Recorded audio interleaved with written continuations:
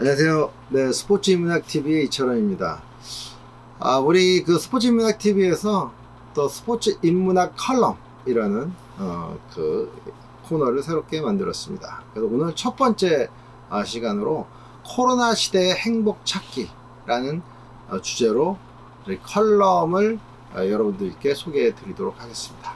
우리 코로나 시대에 어떠한 삶을 살아야 하는지, 어떻게 우리가 운동을 통해서 행복을 얻을 수 있는지에서 말씀드리도록 하겠습니다. 2020년은 인류가 결코 잊을 수 없는 해로 기록될 것이다. 코로나19 팬데믹 현상으로 인하여 많은 사람들은 원하지 않는 일상을 살게 되었다. 인간은 대대로 질병과 투쟁하는 역사를 만들어 왔다.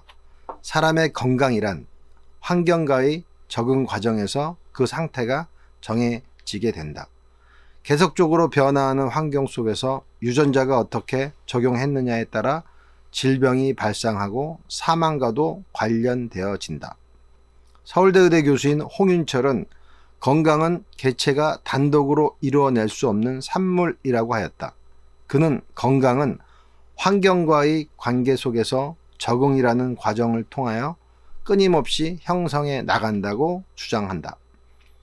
우리 삶의 터전에서 세균이 환경을 파괴하는 사례는 얼마든지 있다.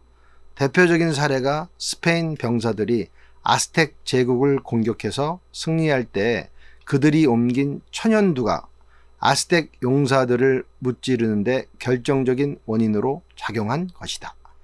당시 스페인 병사들은 이미 천연두를 일으키는 병영군에 적응되어 체내에 어느 정도 저항 능력이 있었다.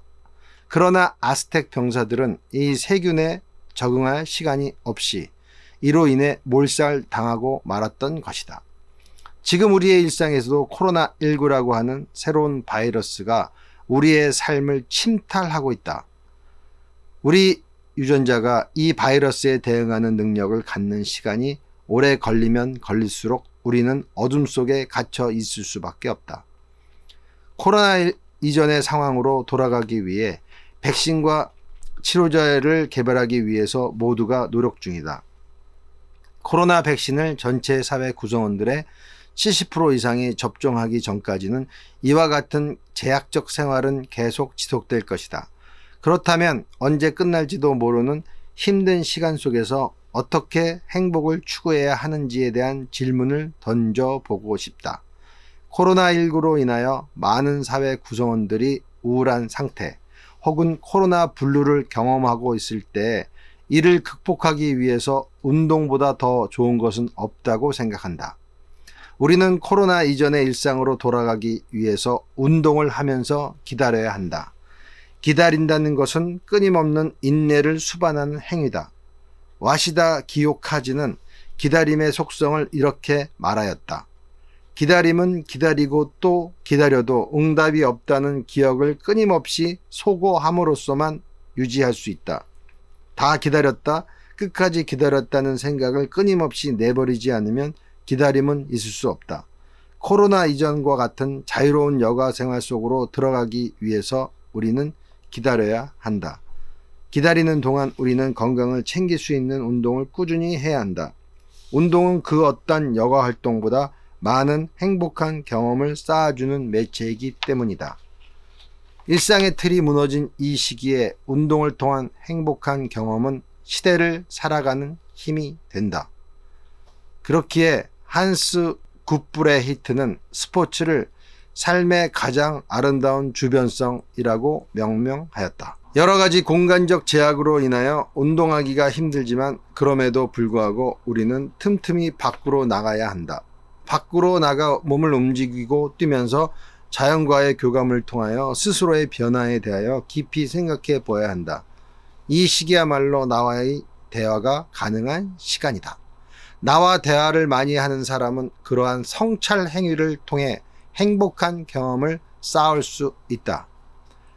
운동과 더불어 행복감을 강화하기 위해서는 자신이 편하게 쉴 수 있는 공간을 확보하는 일이 필요하다.